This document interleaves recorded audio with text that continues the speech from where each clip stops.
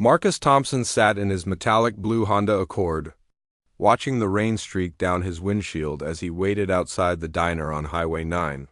The clock on his dashboard read 11:47 p.m., and the parking lot was nearly empty except for a few long-haul trucks and his car.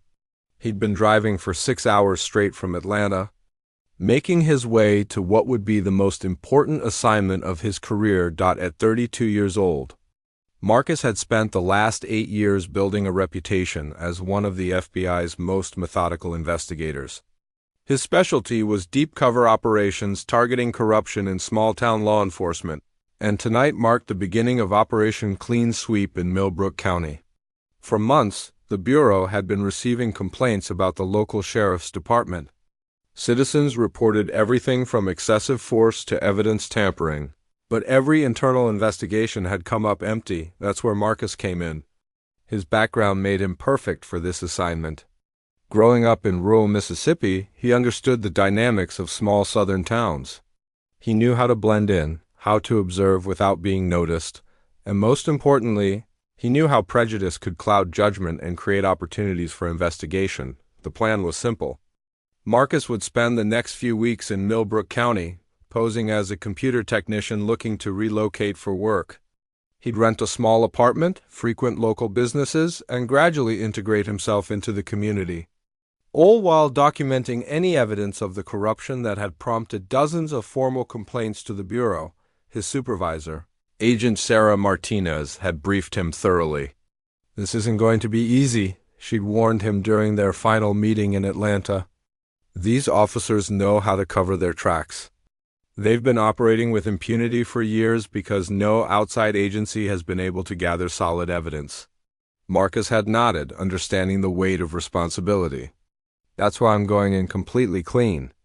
No backup, no regular check-ins that might compromise the operation. Just me, observing and documenting." "Be careful out there," Martinez had said, shaking his hand. "And remember, if anything goes wrong, if you feel like your cover is blown, you get out immediately. This investigation isn't worth your safety." Now, sitting in the diner parking lot, Marcus reviewed his cover story one more time. He was Marcus Williams, a freelance IT consultant from Birmingham, Alabama. He had business cards, a complete work history, and even a fake LinkedIn profile that had been meticulously crafted by the Bureau's technical team. His car contained nothing that could identify him as law enforcement. No weapons, no badges, no communication equipment beyond a standard cell phone. The rain began to lighten as Marcus started his engine and pulled back onto Highway 9, according to his GPS. The motel where he'd made reservations was only 10 miles ahead. The Pine Valley Inn wasn't much to look at based on the photos online, but it was cheap, inconspicuous, and perfectly suited to his cover as someone looking to save money while job hunting. As he drove through the darkness, Marcus noticed how isolated this stretch of highway felt. There were no streetlights, just the occasional glow from a distant farmhouse or gas station. This was exactly the kind of environment where bad actors in law enforcement felt emboldened to operate outside the law. No witnesses, no oversight, no consequences. His phone buzzed with a text message. Marcus glanced at it briefly, a message from his sister asking if he'd arrived safely. He told his family he was taking a consulting job in a small town, which was technically true even if he couldn't share the real details. He made a mental note to respond once he reached the motel.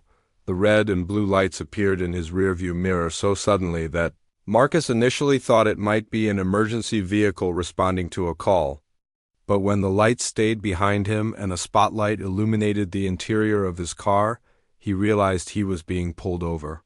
He checked his speedometer. He'd been driving exactly the speed limit, and tried to think of any other reason for the stop. Marcus pulled over onto the narrow shoulder of Highway 9, his heart rate increasing slightly. Traffic stops were always unpredictable, but this felt different. Something about the way the spotlight remained trained on his car, and the fact that the officer was taking an unusually long time to approach, set off alarm bells in his mind. He rolled down his window and placed both hands on the steering wheel, a habit ingrained from years of understanding how these encounters could go wrong. The rain had stopped completely now, and the night air carried the scent of wet asphalt and pine trees, officer. Dale Hoffman approached the driver's side window with his hand resting casually on his service weapon. Behind him, his partner, Officer Rick Santos, hung back near the patrol car, also with his hand on his gun. Both men were in their 40s, veterans of the Millbrook County Sheriff's Department, and both were clearly irritated about something.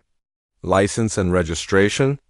Hoffman demanded without any of the usual pleasantries that typically accompanied. Traffic stops. Marcus reached slowly for his wallet, making sure his movements were deliberate and visible. Can I ask what the reason for the stop was, officer? I was watching my speed pretty carefully. Hoffman's expression darkened. I'll ask the questions here. You got any weapons in the car? Any drugs? No, sir, nothing like that. Marcus handed over his license and the car's registration, noting how Hoffman's grip tightened on his weapon as he examined the documents. Marcus Williams, Hoffman read aloud. Birmingham, Alabama. Long way from home, aren't you? Yes, sir. I'm in the area looking at job opportunities. IT consulting work. Hoffman studied the license for what seemed like an unnecessarily long time before walking back to the patrol car. Through his side mirror, Marcus could see both officers standing behind their vehicle, having what appeared to be an animated discussion. Something was definitely wrong with this situation. 20 minutes passed before Hoffman returned to Marcus's window.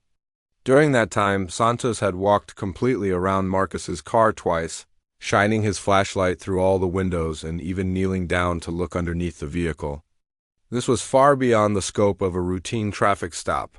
Step out of the car, Hoffman ordered. Marcus complied immediately, keeping his hands visible. Officer, I really don't understand what's happening here. Am I under arrest for something? We're conducting a search for narcotics, Santos announced, approaching from the passenger side. We have reasonable suspicion that this vehicle contains illegal substances. Marcus knew this was completely fabricated. He'd done nothing to warrant any kind of search, but he also knew that arguing would only escalate the situation. I can assure you there are no drugs in my car, officers. You're welcome to search it.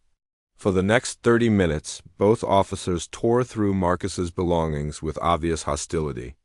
They dumped out his clothes, emptied his toiletry bag, and even opened his laptop to examine it. They found nothing illegal because there was nothing illegal to find, but their demeanor became increasingly aggressive as the search continued. This is a nice car for someone who's supposedly unemployed, Santos commented, running his hand along the Honda's exterior. How exactly does a man with no job afford a vehicle like this? Marcus bit back his first instinct to respond sarcastically. I do freelance work.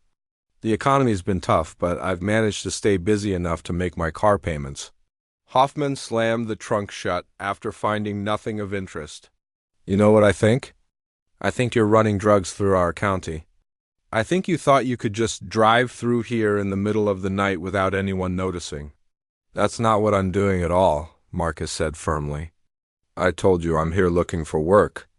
I can show you the emails with potential employers if you want. The two officers exchanged a look that Marcus didn't like at all. There was something predatory in their expressions, something that went beyond normal police suspicion. This felt personal in a way that made no sense given that they'd never met before. Here's what's going to happen, Hoffman said, stepping closer to Marcus. You're going to get back in your car, and you're going to turn around and drive back where you came from. And if we see you in Millbrook County again, things are going to get very unpleasant for you. Marcus felt a surge of anger but forced himself to remain calm. Are you ordering me to leave the county? On what grounds? On the grounds that we don't want your kind bringing trouble to our community, Santos said quietly. The racial undertones in that statement were unmistakable, and Marcus felt his jaw clench involuntarily. He'd suspected that racism was a factor in this stop, but hearing it confirmed so blatantly was still shocking. These officers were essentially admitting that they'd profiled him based solely on his race. I have every right to be here, Marcus said carefully. I haven't broken any laws. Hoffman's hand moved back to his weapon. You've got 30 seconds to get in that car and start driving south. After that, we're going to have to discuss this situation at the county jail. Marcus realized that escalating this confrontation would only put him in danger and potentially compromise his mission before it had even begun. He needed to retreat, regroup, and figure out how to proceed.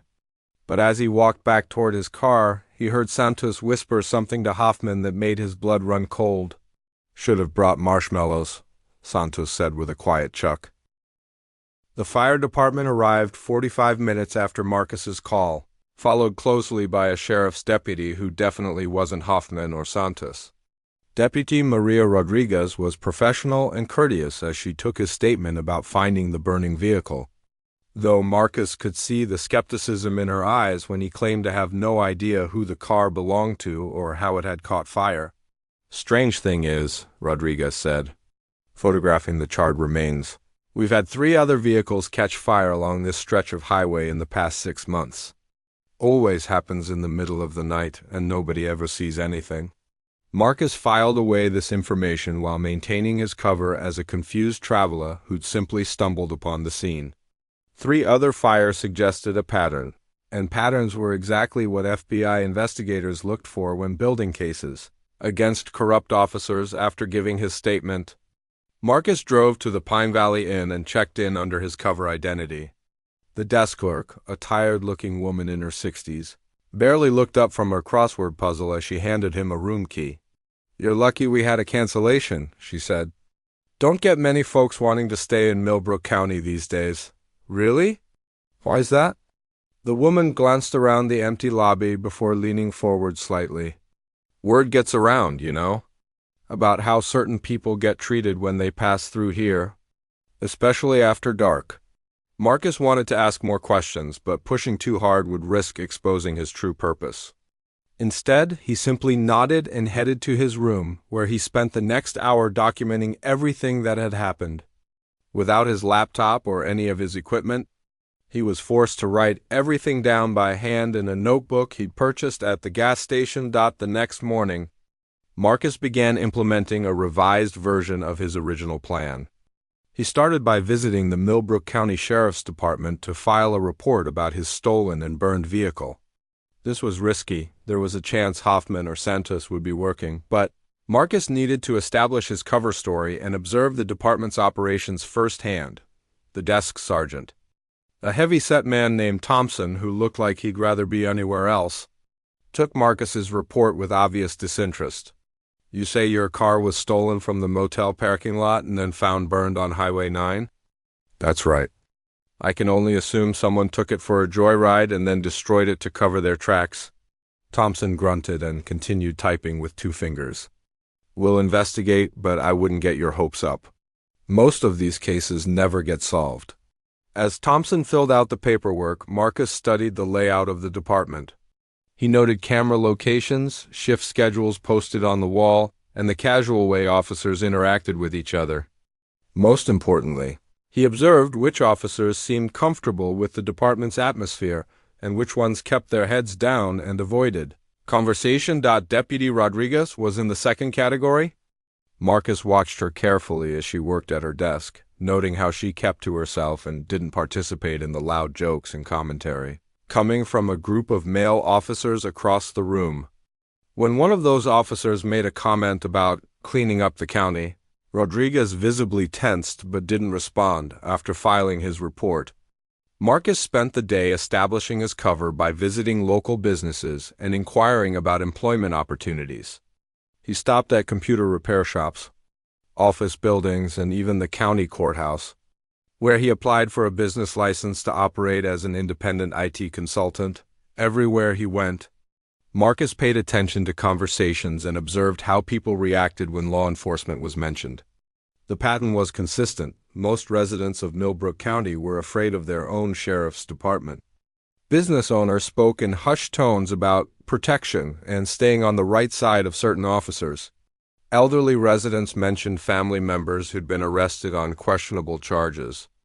Even children seemed to have been taught to avoid any interaction with deputies. That evening, Marcus positioned himself at Murphy's Diner, a 24-hour restaurant on Highway 9 that appeared to be a popular hangout for local law enforcement. He ordered coffee and pie and settled in with a newspaper. Keeping his ears open for useful information, he didn't have to wait long. Around 9 p.m., Officers Hoffman and Santos walked in, still in uniform and clearly at the end of their shift. Marcus felt his pulse quicken but forced himself to remain focused on his newspaper as they sat in a booth across the restaurant. "That was some good work last night," Santos said, his voice carrying across the nearly empty diner. "Think that guy got the message?" Hoffman chuckled. "Oh, he got the message all right. Probably halfway back to Birmingham by now with his tail between his legs." Marcus continued reading the same paragraph about a local high school football game while straining to hear every word. The waitress, an older woman who seemed nervous around the officers, quickly brought them coffee without being asked. "You know what I like about these out-of-state types?" Hoffman continued. "They never stick around long enough to cause real problems. Few burned cars, few roughed-up troublemakers, and word gets out that Millbrook County isn't friendly to outsiders." Santos nodded approvingly. "Sheriff's happy with how we've been handling the situation. Says tourism complaints are down 60% from last year." The casual way they discussed destroying property and terrorizing citizens made Marcus's jaw clench, but he forced himself to remain motionless. They were essentially confessing to a pattern of crimes, and they felt completely safe doing so in public because they believed they were above consequences. "Speaking of which," Hoffman said, lowering his voice slightly, "we might have another situation developing. Rodriguez filed some kind of report about that burned car from last night. Says she wants to investigate it as possible arson." Santos snorted derisively. "Rodriguez needs to learn her place. She's been asking too many questions lately. Maybe it's time she learned what happens to deputies who don't understand how things work around here," Hoffman suggested. Marcus felt a chill run down his spine. They weren't just corrupt, they were actively threatening a fellow officer who seemed to be trying to do her job honestly. This conversation was providing more evidence than Marcus had hoped to gather in weeks of investigation. The two officers finished their coffee and left without acknowledging anyone else in the diner. Marcus waited 10 minutes before paying his check and following them outside, where he noticed their patrol car parked behind the building, hidden from the highway. They were clearly conducting personal business while on duty over the next 5 days. Marcus established a routine that allowed him to gather information while maintaining his cover. He rented a small apartment above a hardware store, purchased a used laptop from a pawn shop, and began documenting everything he observed. His background in computer forensics proved invaluable as he figured out ways to secretly record conversations and photograph evidence using basic consumer electronics. The break Marcus had been waiting for came when he witnessed Deputy Rodriguez being pulled over by Hoffman and Santos while she was driving her personal vehicle. Marcus was having lunch at a restaurant with a parking lot that overlooked the scene, and he used his phone to record the entire encounter. The stop lasted over an hour, during which Rodriguez was made to stand outside her car in the rain while both officers searched her vehicle. Marcus could see that she was upset but complying with their orders. When they finally let her go, Rodriguez drove away quickly, and Marcus could see her wiping tears from her eyes. This was harassment of a fellow officer, potentially based on her ethnicity and her refusal to participate in departmental corruption. It was exactly the kind of evidence that could support federal civil rights charges. That evening, Marcus made a decision that was both necessary and dangerous. He needed to make contact with Rodriguez and try to gather more information about the department's activities.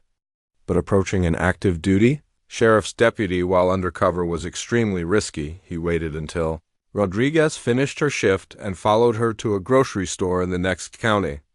After she'd finished shopping and was loading groceries into her car, Marcus approached her with what he hoped looked like a chance encounter. "Excuse me," he said. "Aren't you Deputy Rodriguez? You took my report about the stolen car last week." Rodriguez looked up, clearly trying to place him. "Oh yes, Mr. Williams, the Honda that was found burned on Highway 9. Did you hear anything from your insurance company?" "Actually, that's what I wanted to ask you about. Has there been any progress on the investigation?" Rodriguez glanced around the parking lot nervously before answering. "Can I ask you something, Mr. Williams? What are you really doing in Millbrook County?" The question caught Marcus off guard. "I'm sorry?" "I've been a cop for 7 years," Rodriguez said quietly. "I know when someone doesn't fit the story they're telling. You filed a report about a stolen car, but you didn't seem surprised when it happened. You didn't ask about recovery or evidence or any of the things car theft victims usually ask about. And you're asking questions about the investigation instead of complaining about how long it's taking." Marcus realized that Rodriguez was far more observant than he'd given her credit for. He needed to make a quick decision about how much to reveal. Looking into her eyes, he saw intelligence. Integra. Working with Deputy Rodriguez changed everything about Marcus's investigation. Over the next 2 weeks, they developed a systematic approach to documenting the sheriff's departments, corruption that was both thorough and legally bulletproof. Rodriguez's insider knowledge combined with Marcus's federal resources created a powerful partnership.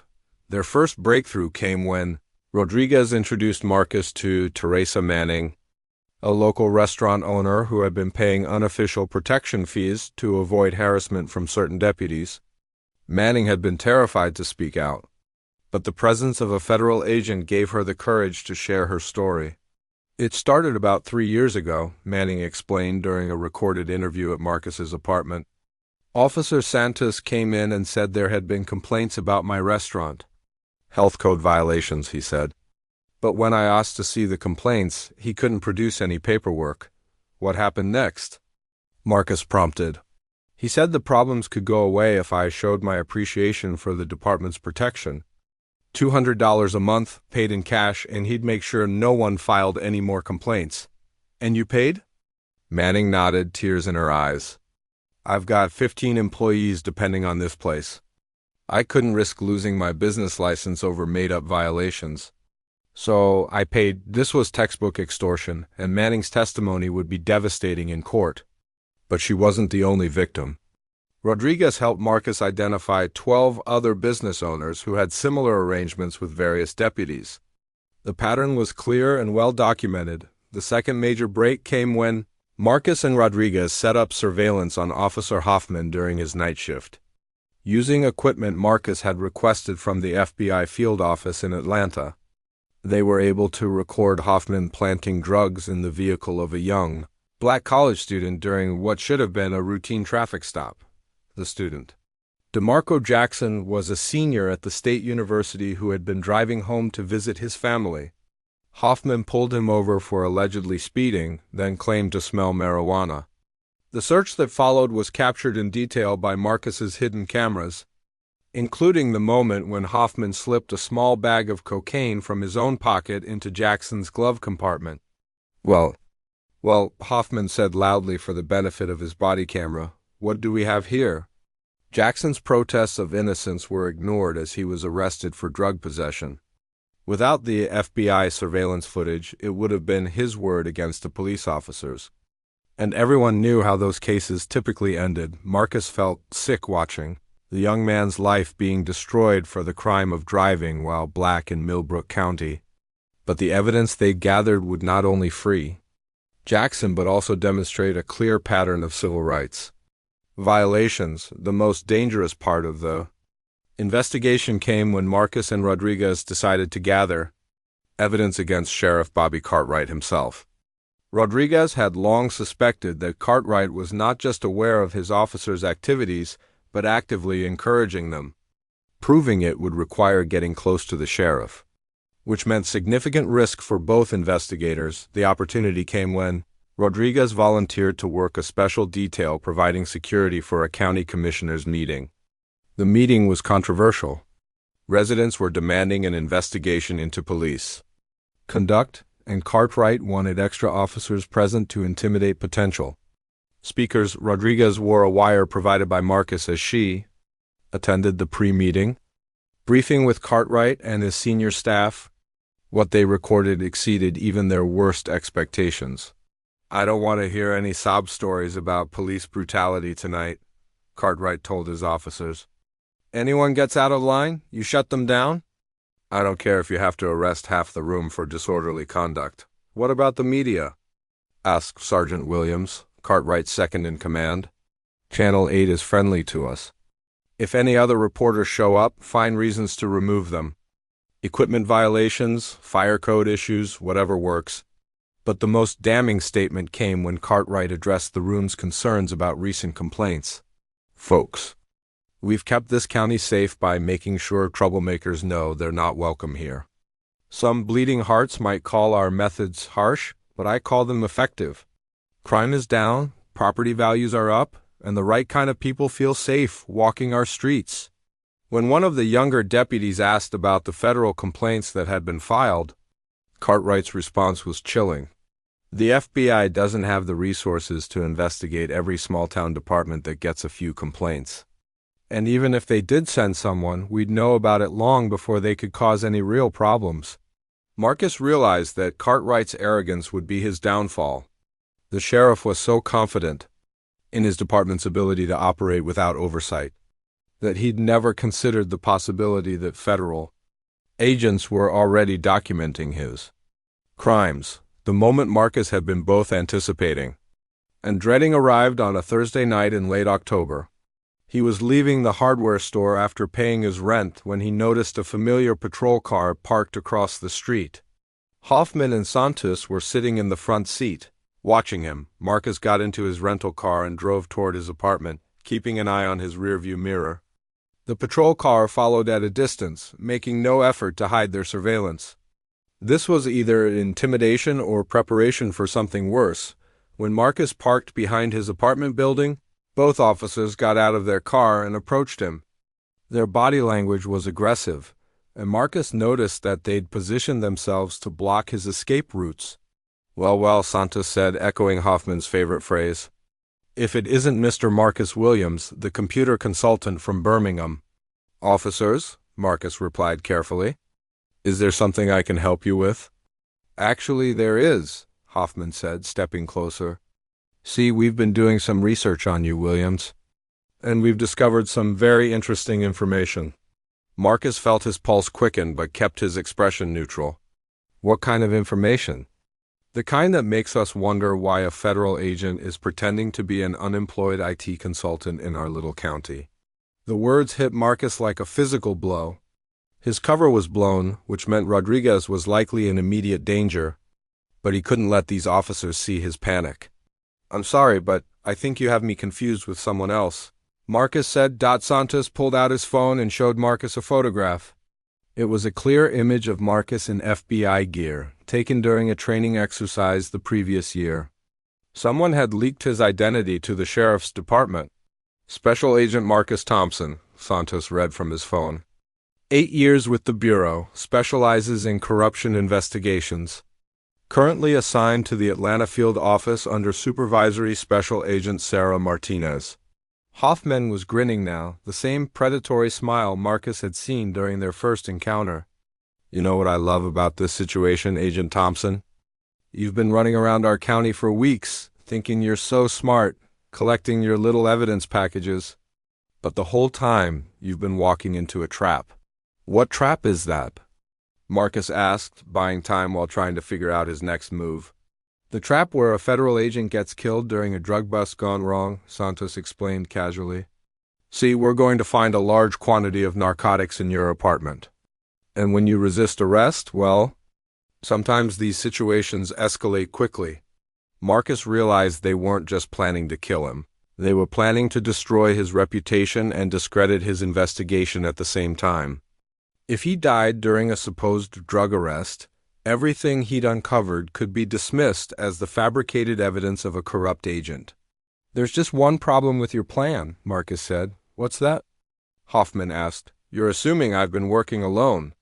Before either officer could react, FBI tactical vehicles converged on the parking lot from 3 directions. Agent Martinez's voice echoed from a megaphone as armed federal agents surrounded the 2 sheriff's deputies.